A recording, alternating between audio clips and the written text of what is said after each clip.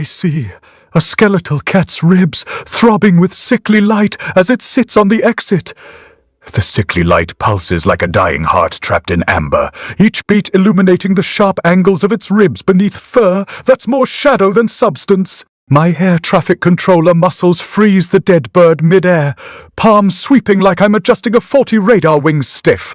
No wind resistance, just the unnatural stillness of a creature mid-flight. Behind the wall, something wet snaps, a paperclip drowning in the silence, the sound like a tiny bone breaking. I taste copper, but it's not blood. It's the needle pricks crawling up my spine. Cold points pressing into my skin from nowhere. The cat shifts, ribs contracting like a slow-motion heartbeat, and the exit reveals itself. Not a door, but the idea of an exit, a void where the wall should be. My breath catches, the air thick with the scent of old leather and ozone from the static-charged tempest outside. Velcro tearing echoes where my breath should be, a sound like a wound opening. I hear the wet paperclip snapping again behind the wall. Closer now, a dull sneak-hoo like a zipper, pulling too fast. My hands tremble, the phantom pressure of radar controls still on my palms. The cat's ribs pulse brighter, sickly green light bleeding into the high-gloss black of the room. I see the void beneath its ribs, a darkness that doesn't absorb light but fit rejects, it a mirror of emptiness. The color palette shifts, mirror-chrome reflections of the cat's ribs, black as a void, with the sickly green light bleeding into the walls like a stain. I try to move, to step toward the void, but my legs are lead, heavy and cold. The needle pricks intensify, sharp points at my neck, my wrists, the back of my skull. I hear the soft crying behind the wall again, a low, wet sob that doesn't match the paperclip snapping. The cat's ribs glow brighter, the void beneath it widening, the darkness not empty but full of something watching. I feel the air thicken like wading through cold syrup. The paperclip snaps again. Snick, and behind it, a sound like a book opening, the leather-bound book from the dig site, written in a language that shifts, changing as I watch. The ribs glow, the void beneath them now a perfect oval, the color of mirror chrome, reflecting nothing. I see the exit as a void beneath the cat's ribs, the ribs pulsing like a dying star, the void a perfect black mirror. The needle pricks are everywhere now, points of cold pressure, and I feel the air turn to static, the taste of copper filling my mouth. The cat's ribs shift, the void beneath it widening, the mirror chrome of the void reflecting my own frozen face. I hear the soft crying behind the wall, a wet, low sound, and the paperclip snaps again for Snikue, and the void beneath the ribs is the only thing left. The cat's ribs glow, sickly green light bleeding into the high-gloss black of the room, and the void beneath the ribs is the only exit, the only way out. I feel the air turn to static, the taste of copper, the needle pricks, and the void beneath the ribs is the only thing left. The cat's ribs pulse, the void beneath it widening, the mirror chrome reflecting the dead bird still frozen mid-air. I see the exit as a void beneath the cat's ribs, the void the only thing left. The book lies open before me, its pages like the petals of some ancient flower beckoning but poisonous. My fingers tremble as they trace the spine. Spines are funny things, aren't they? They're always looking at you when you think they shouldn't, but this one seems to have eyes all over it. I lean closer, letting my breath disturb the silence of the room like a faint sigh from some unseen soul. The words shift beneath my gaze, a flock of birds taking flight in response to an unheard whistle, and I feel that familiar prickle at my neck again, needles pushing through skin, cold and insistent as if they've been waiting for this moment all along. The bookcase title reads, Hugo Wilson, 1966. My birth year. A chill runs down my spine like a drop of ice on bare flesh. But it doesn't dissipate into warmth. Instead, it spreads outwards in concentric circles, each one colder than the last until I am frozen solid from within. I reach for the pen, an old thing with a nib that has seen better days, but when my fingers close around it, something happens. The sound of Velcro tearing fills my mouth, vibrating against my molars like 1,000 tiny screams trapped behind glass. It tastes of unripe apples, the kind you find rotting at the bottom of an abandoned barrel, and I can't help but think about how they looked when we found them in that dig site, soft and plump with decay. The ink bleeds onto the page as soon as it touches paper, spreading like a stain on old leather. It is not just any stain. No, this one moves, slithering across the words already there until they re-swallowed whole by darkness.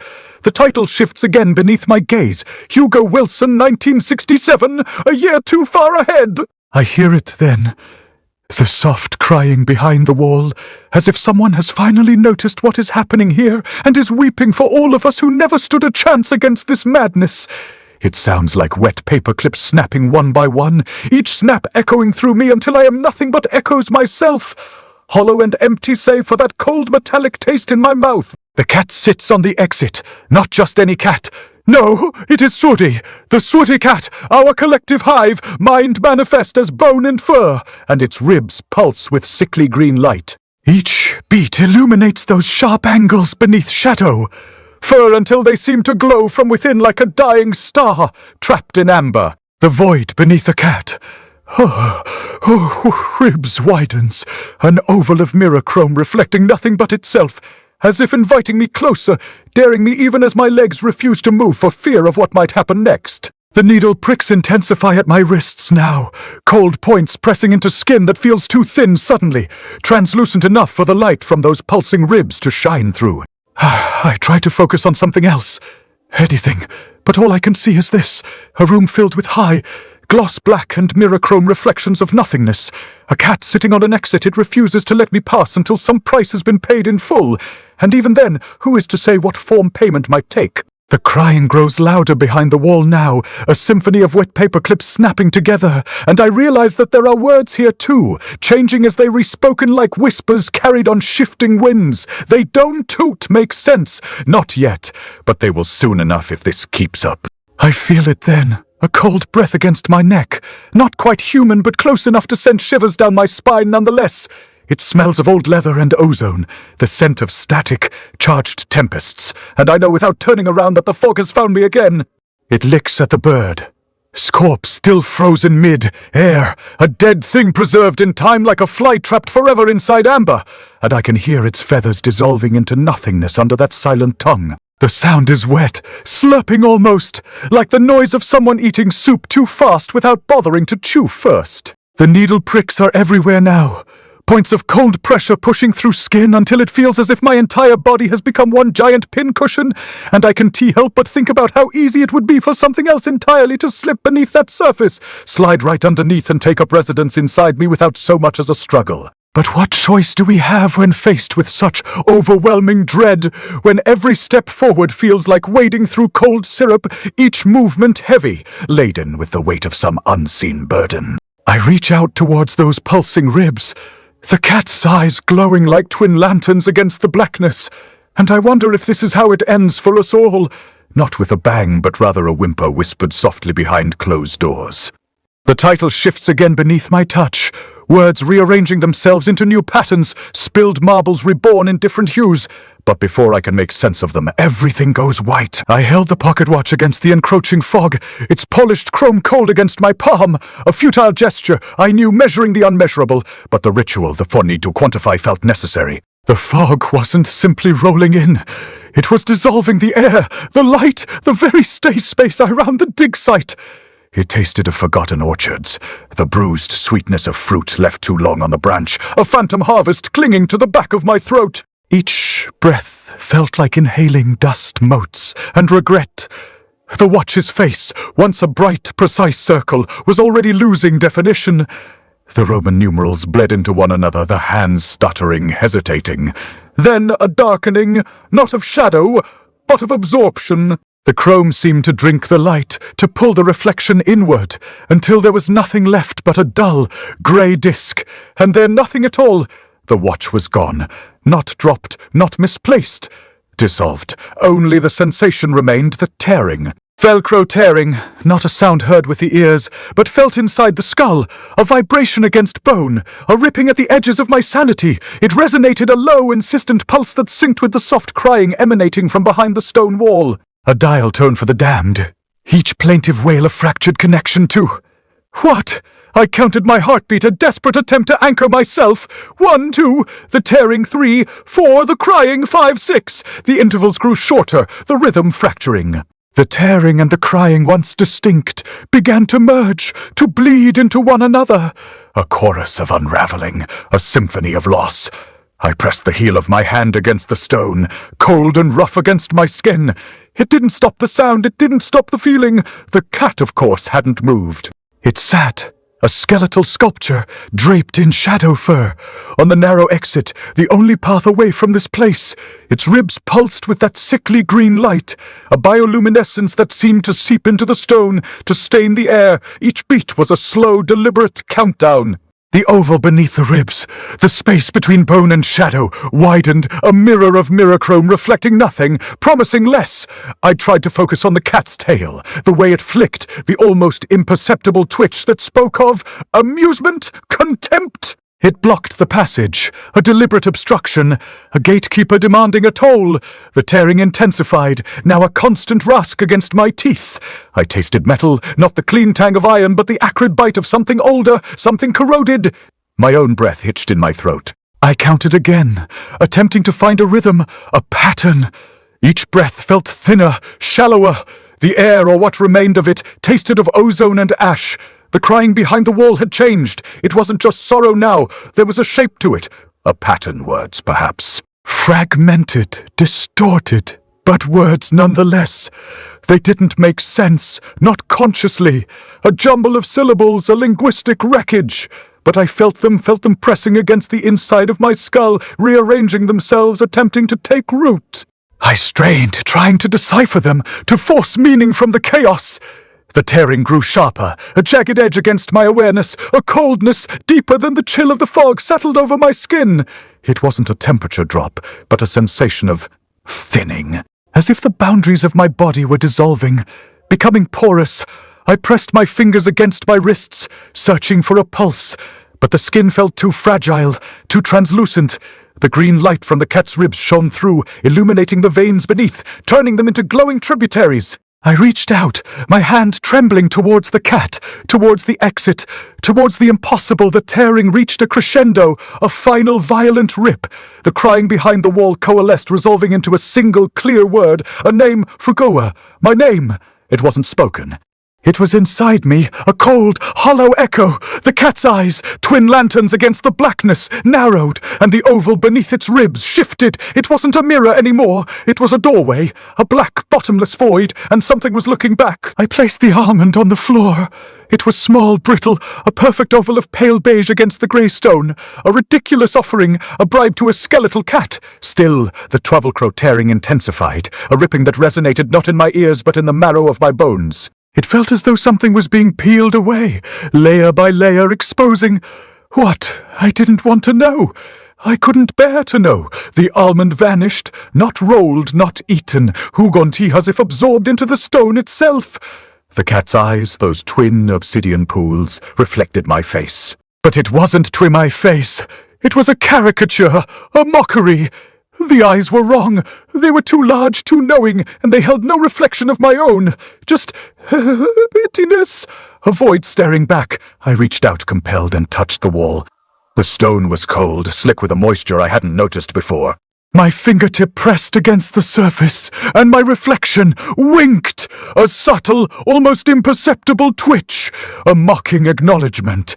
The sensation was fleeting, gone before I could fully process it, but the seed of doubt had been planted. The earth shifted beneath my feet, a tremor barely perceptible, yet undeniably there. The exit remained blocked. The cat sat, an immobile statue draped in shadow fur, a gatekeeper refusing passage. The crying behind the wall resumed, a mournful chorus that seemed to burrow into my skull. It wasn't just sorrow now, it was laced with something else, something sharper, more insistent, a demand. The Velcro tearing cracked against my temples, a relentless assault. I tasted metal, the corroded tang of something ancient and forgotten. It clung to the back of my throat, a gritty residue. I felt a tremor in my teeth, a vibration that threatened to shatter them. The air grew heavier, thicker, pressing down on me like a physical weight. The cat's ribs pulsed with that sickening green light, each beat a deliberate taunt. The light seemed to seep into the stone, to stain the very fabric of reality. It felt familiar, as though I should recognize it, as though it held a key to something I had long suppressed. I squeezed my eyes shut, willing the image away, but it persisted, burned behind my eyelids. I tried to recall my mother's face, her smile, the scent of lavender she always wore, fragments, fleeting glimpses. like trying to grasp smoke. The memories were there, buried beneath layers of dust and dread, but they refused to coalesce, to form a coherent picture. They slipped through my fingers like grains of sand. The crying intensified, resolving into something almost intelligible, a cadence, a rhythm. It wasn't just a collection of sounds anymore. It was a message, a plea, a warning. I strained, focusing every ounce of my mental energy, attempting to decipher the linguistic wreckage. The Velcro tearing intensified, a searing pain that threatened to split my skull. My skin felt stretched, thin, translucent. I could see the veins beneath, a roadmap of pulsing blue beneath the surface. The green light from the cat's ribs shone through, illuminating them with an eerie glow. I felt exposed, vulnerable, as if my very being were unraveling. I reached out again, my hand trembling towards the cat, towards the exit, towards the impossible. The Velcro tearing reached a crescendo, a final, violent rip. It felt as though something had been severed, something vital and essential. The crying behind the wall coalesced, resolving into a single clear word, a name. Hugo! Hugo! It wasn't spoken. It was inside me, a cold, hollow echo, a resonance that vibrated within my very being. It wasn't my name, not entirely. It was a phantom, a shadow, a distorted reflection of who I thought I was. It tasted of ash and regret. A taste that lingered, a taste that defined. I dipped the pen into the inkwell, feeling its weight in my hand like something alive. The nib scratched against the paper as I wrote Hugo Wilson's curse down in the book's margin. Ink pooled around each letter, spreading like spilled oil across the page, tendrils reaching out to consume everything it touched. The fog outside tasted of wet paper and decaying leaves, a taste that clung to the back of my throat, choking me with its insistence. It seeped through the cracks in the window frames, filling the room with an oppressive humidity that made my skin prickle as if needles were dancing just beneath the surface. I watched, transfixed, as the ink from Hugo's curse began to bleed across the page and up along the spine of the book. It was cold against my fingers when it reached them, like alloy sliding under my skin. I felt a shiver run down my back at its touch, something akin to recognition, but not quite. The cat's ribs pulsed with that sickening green light again, casting grotesque shadows on the walls around us. The room seemed to breathe in time with those pulsing lights, expanding and contracting like lungs filled with poisonous gas. Each beat was a deliberate taunt, echoing through my skull until it became the only sound I could hear. My heart pounded against my rib cage, each beat matching the rhythm of the cat's ribs now. The Velcro tearing echoed louder than ever before, drowning out everything else. Even Hugo's name written on that damned book. It felt like something was being ripped away from me with every pulse, leaving behind a raw wound that bled uncertainty and fear. I tried to focus on my task at hand, but the ink seemed alive under my fingers now, tracing veins up along my arm towards my elbow joint. I watched in horror as it began to spread across my forearm like black mold creeping over walls left too long unattended. The cat's glow intensified suddenly, flooding the room with an emerald light so bright it was almost blinding. The Velcro tearing reached a crescendo then, one final violent rip that echoed through every fiber of my being before everything went silent, and still except for the pounding in my ears, Hugo's name echoing endlessly within me, I looked down at my arm where the ink had stopped its relentless march towards my elbow. Instead, it began to retreat back into itself until there was nothing left but a single word written in black on pale skin, Hugo. The scalpel's edge whispered through the air, a metallic sigh barely audible over my pounding heart. The cat sat motionless before me, its skeletal frame bathed in an eerie green glow that seemed to pulsate with anticipation or mockery. I couldn't tell which. I reached out tentatively, fingers brushing against bone cooler than ice yet warmer than steel. It felt alive under my touch, throbbing softly like a heartbeat, echoing from within some cavernous depth. Each pulse sent shivers up my arm, needles pricking at the skin beneath as if warning me away or beckoning me closer. The cat's ribs cracked open with wet, resonating pops that echoed through the room like gunshots muffled by distance and fog. They split apart willingly under pressure from the blade, releasing a fetid breath of decayed air that caught in my throat, tasting of old earth and corruption. The glow intensified briefly before dimming back down to its usual sickly green. Beneath each rib lay something unexpected. Not organs or blood, but more bone, smaller this time, carved intricately with symbols I couldn't quite make out. They seemed familiar yet alien at the same time, reminiscent of ancient runes etched into stone by long-forgotten hands. As I probed deeper, carefully separating bone from bone using my tools, Another sound emerged, a soft crying behind walls that seemed too thin to contain such sorrowful noise. It echoed through every fiber of my being until it became indistinguishable from the pounding in my ears, Hugo's name echoing endlessly within me. The cat's ribs began to glow brighter again now, casting grotesque shadows on the walls around us, as if they were alive themselves and reacting to some unseen stimulus beyond our perception. The crying stopped abruptly. Silence hung heavy like a shroud before being shattered by another Velcro tearing sound that seemed louder this time, more insistent. I counted each beat between rib pulses now, marking them off mentally with precise strokes of the scalpel against bone. 1, 2, 3, 4. The cat's glow intensified suddenly at 5, flooding the room with an emerald light so bright it was almost blinding. My hands froze mid-air as time seemed to stretch out around us like taffy pulled too thin. 6, 7. Another Velcro tearing sound echoed through every fiber of my being. But this one felt different somehow. Final, perhaps. Or maybe just another step along an endless path leading deeper into madness. 8, 9, 10... The cat's ribs glowed brighter still, casting those twisted shadows higher up the walls now until they seemed to reach for something unseen yet tangible nonetheless. And then everything went silent, except for that relentless pounding in my ears, Hugo's name echoing forevermore within me. I looked down at my hands holding the scalpel poised above the cat's final rib, its glow pulsing softly like a heart about to stop beating altogether. Then I felt it, something cold and metallic sliding under my skin from wrist up towards elbow joint again just as before, but this time there was no stopping it. Ink spread across my arm like black mold creeping over walls left too long unattended, consuming everything in its path until all that remained were those 2 words written in stark contrast against pale flesh. Hugo Wilson. I stare into the fog's dissolving heart. Velcro tearing vibrates inside my skull, a sickening pulse against the bone. It isn't sound, not precisely. It is a pressure, a resonance that bypasses the ears and settles directly into the marrow. My father's voice, fragmented and distorted, attempts to coalesce within that pressure. Their Velcro tearing overwrites it, a brutal erasure, a memory almost of a laugh, then gone. The fog, a churning grey-black, presses against the observation window, a viscous curtain attempting to swallow the room. It smells of nothing I recognize, a vacuum of scent rather than a specific odor. I count the seconds between breaths. 1. The fog shifts, a subtle ripple across its surface. 2. The pressure in my skull intensifies. The Velcro tearing, now a physical ache behind my eyes. 3. The room seems to tilt, a slow, deliberate inclination that throws the shadows into grotesque dances on the walls. 4.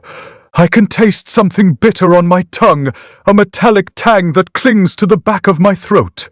5. Hugo. The name surfaces unbidden, a phantom limb twitching in my mind. The fog touches my lips, not a physical contact, but a sensation. A cold, invasive awareness that spreads across my skin, leaving a trail of numbness. The air itself seems to thicken, to solidify, becoming a tangible barrier between me and the world. I can feel the fine hairs on my arms stand on end, a prickling alertness that borders on panic. It's not cold, precisely. It's Skrufrung, a temperature that defies measurement, a state of being that shouldn't exist. The Velcro tearing echoes in the void. A cascade of tearing, a symphony of disintegration. It isn't coming from outside anymore. It is originating from within, a cellular unraveling. I try to focus on the instruments before me, the scalpel, the bone saws, the delicate probes. They are anchors, tangible realities in a world that is dissolving around me. The chrome of the instruments reflects the sickly green glow emanating from the cat's ribs, a distorted mockery of normalcy. My hands tremble. I fight to still them, to maintain control. Each pulse of the cat's remaining ribs sends a fresh wave of nausea through me.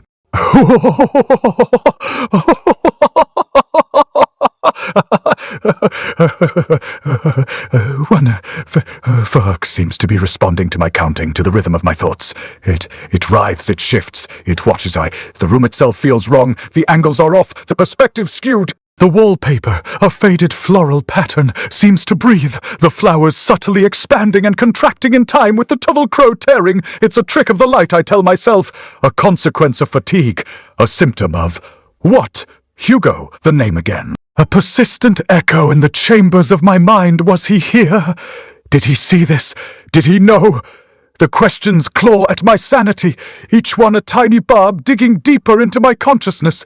The fog seems to amplify them, to feed on them, to feed on them, to become with them. I try to recall his face, his voice. Fragments surface, a blurry photograph, a snatch of laughter, a moment of profound sadness, but they are fleeting, elusive, like shadows dancing in the periphery of my vision. They slip away before I can grasp them, leaving me with a hollow ache in my chest. The cat's glow intensifies, a pulsing emerald light that illuminates the room with an unnatural clarity. I can see the dust motes dancing in the air, the cracks in the walls, the minute imperfections in the instruments. Everything is rendered in stark, unforgiving detail. It's a clarity that borders on madness. I focus on the cat's remaining rib, the last barrier between me and... what? The thought hangs in the air, unspoken, terrifying. I raise the scalpel, my hand shaking violently. The chrome reflects my own face, distorted and unfamiliar.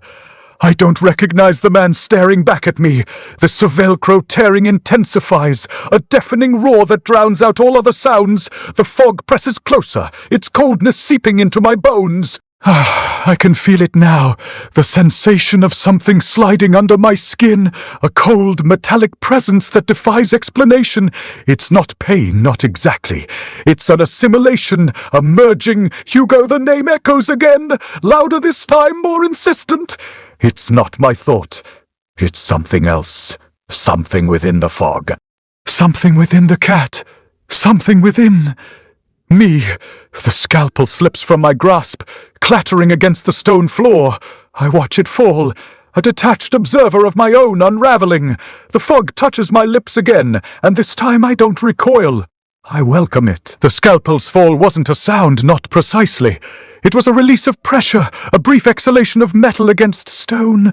The impact, though muted, resonated through the bones of my hand, a sympathetic vibration that traveled up my arm and settled in the base of my skull. I hadn't realized how tightly I'd been gripping it now. My fingers felt strangely numb, as if detached from my own volition. The emerald glow from the cat's ribs pulsed, bathing the room in a sickly light. It wasn't illumination, not really. It was a highlighting of absence, a rendering of the space between things. The Velcro tearing wasn't lessening. It had become a constant, a foundation upon which the other sensations layered themselves. It felt like the unraveling of something fundamental, a dismantling of the very fabric of my perception. I focused on the cat, or what remained of it. The skeletal structure, the delicate tracery of bone seemed to breathe, to expand and contract with the rhythm of the glow. Each pulse sent a wave of heat across my skin, a heat that wasn't warm but invasive, like a foreign object pressing against my nerves. My gaze traced the line of ribs following the curve of bone until it met the opening, the space where the exit had been concealed. It wasn't an opening in the wall, not exactly. It was here, the wall.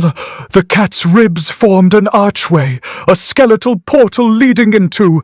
what? The fog beyond was thicker here, more viscous, swirling with an internal luminescence that mirrored the cat's glow. It smelled of nothing, and yet it filled my lungs, a suffocating emptiness that stole the air from my chest.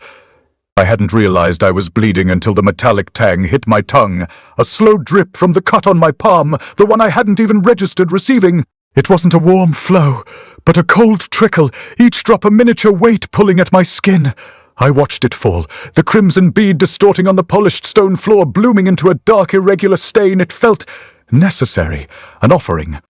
The cat's gaze met mine, or what I perceived as a gaze. There were no eyes, not anymore, just hollow sockets filled with the pulsing emerald light. But I felt it, the weight of its attention, the ancient awareness that resided within that skeletal frame. It wasn't a request, not a demand. It was an expectation, a certainty. I brought my hand up, the one with the bleeding palm, and pressed it against the sharp edge of a rib. The bone was cold, smooth, strangely yielding. The skin broke easily, the flesh parting with minimal resistance. The blood welled up, a slow, steady stream. It dripped onto the stone, mingling with the other stain, creating a dark, viscous pool. The Velcro tearing seemed to quicken, to synchronize with the beat of my heart. It wasn't painful, the self-inflicted wound. It was a release, a surrender, a recognition of something inevitable. The fog seemed to respond, to writhe and pulse with the rhythm of the blood.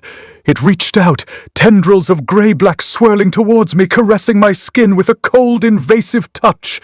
The archway of ribs shifted, the bone groaning with a sound like dry ice cracking. The fog within the opening coalesced, solidifying into a swirling vortex of darkness.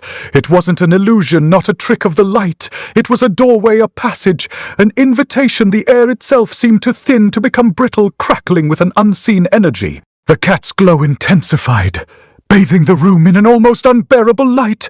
The emerald radiance seemed to seep into my skin, to permeate my bones, to rewrite the very structure of my being.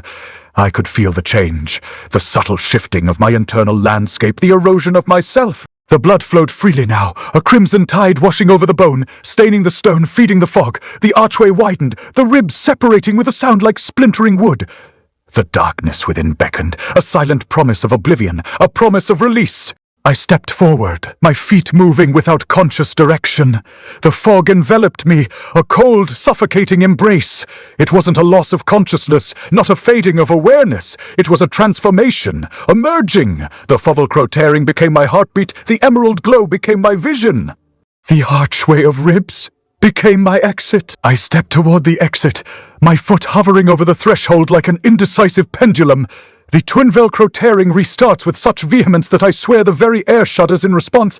It is not just behind my eyes anymore, it is everywhere, a symphony of shredding fabric playing from every angle. The crying intensifies, echoing within my skull like a chorus of tormented souls. But there is something else now, another sound layering itself over the cacophony, a low, insidious hissing that seems to emanate from the very marrow of my bones. It is the fog, I realize with a jolt of primal terror. The fog is crying too. My ankle feels it first, an icy tendril licking at my skin like a curious serpent tasting its prey. I count the seconds as if they matter. 1 Mississippi, 2 Mississippi, 3 Mississippi, each beat punctuated by another wave of that horrifying hissing. With every breath, with every heartbeat, the fog inches higher. At 10 Mississippis, it reaches my knee. At 20, it is halfway up my thigh. The Velcro tearing grows louder still, drowning out even the relentless crying behind my eyes. It is not just in my ears now. It is inside me, a living thing clawing at my insides from within. The exit glows with an eerie luminescence that seems to pulse in time with the fog's encroachment.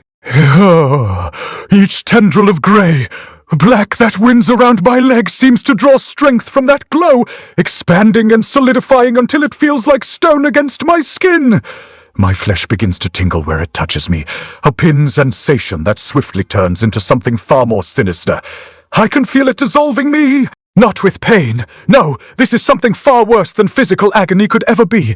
It is as if the very essence of my being is unraveling, like yarn left too long in the rain. I am not just losing sensation, I am losing substance, losing myself. The crying stops abruptly, replaced by a sudden silence so profound that it feels like an assault on my eardrums. The Velcro tearing continues, however, its volume now dialed up to such a deafening pitch that it seems impossible for anything else to exist in this world. But that sound and the ceaseless erosion of my flesh. I look down at what remains of my leg, or rather, I try to look. But there is nothing left to see beyond the fog except... a void where once there was bone, muscle, skin. It is not bloodless. No, it is something far more disturbing than that. There are no wounds here, no sign of trauma at all. Just a gaping hole in reality itself, growing larger with every passing second as the fog continues its inexorable climb up my body. I stand there, frozen like some bizarre statue carved from human flesh and stone, watching helplessly as the last vestiges of myself disappear into that swirling vortex. And I realize this is not just dissolution, this is transformation. The cat's glow intensifies one final time before fading away completely, leaving behind only darkness. And me, whatever remains of me after all this time, all that is left now is to step forward. Or rather, there is to even a choice anymore because I am no longer capable of taking steps. I am the fog. And so, with a sound like the tearing apart of reality itself, Hugo 25 Wilson becomes one with the exit he was once so desperate to escape. The cat's ribs pulse beneath the sickly light. Each throb a slow, wet rhythm against the high-gloss black of the exit.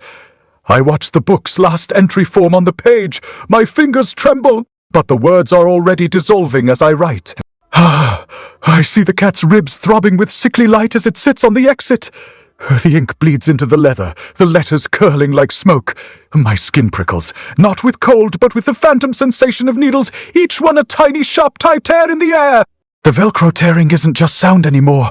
It's the air itself being ripped apart. 1,000 tiny rips all at once. And it's inside my skull now, a high-pitched vibration against my teeth. The book's words fracture. Throbbing splits into free throb. Ping. Then free throb. The letters dissolving into jagged lines of blackened chrome. I try to rewrite it, but my hand moves on its own, the pen scratching like dry leaves on glass. The cat doesn't blink. Its ribs glow with a sickly pulsing light, and the fog around my ankles, what's left of them, seems to absorb the color, turning the grey-black into a mirrorchrome that reflects nothing. I count the ribs. 1, 2, 3, 4, each rib a separate pulse, each one a tear in the fabric of the world. The Velcro tearing sound shifts. It's no longer just the sound of fabric shredding, it's the sound of the book's pages being erased. A soft shush, like a feather being pulled from a bird, but louder, sharper, 1,000 feathers at once. I press my palm against the book, feeling the vibration travel up my arm, a pins and needles buzz that isn't in my skin but in my bones. The color palette of the world collapses, black chrome, then nothing. The book's words become gibberish, the letters twisting into knots of blackened chrome that don't mean anything. Velcro tearing becomes Velcro tearing, but the Sunday tearing is gone, replaced by a sound like the air itself being scraped raw. I can't read the book anymore. The words are static now. Not sound, not sight, just a buzzing in the marrow of my fingers. The cat's ribs glow brighter. The sickly light flaring like a dying bulb. Throbbing becomes be-throb. Throbbing throb, throb throb. The sound repeating until it's not a sound but a feeling, a pressure in my chest. I try to lift my hand from the book, but my fingers are already part of the page, dissolving into the black. The exit glows faintly, but it's not light. It's the absence of color, a void where the chrome used to be. The Velcro tearing sound is everywhere now, inside my head, under my skin, in the fog that's rising past my waist. It's not a sound I hear. It's the sound of my own skin unraveling, 1,000 tiny photoripsia, all at once. The book's last entry is gone, just a smear of black and chrome. I try to write it again, but my hand moves without me, the pen scratching a final tear in the air. The sound fades into the void. Not a silence, but the absence of sound, like the space between two heartbeats. The cat's ribs stop throbbing, the fog stops climbing, the Velcro tearing stops, and I am the void.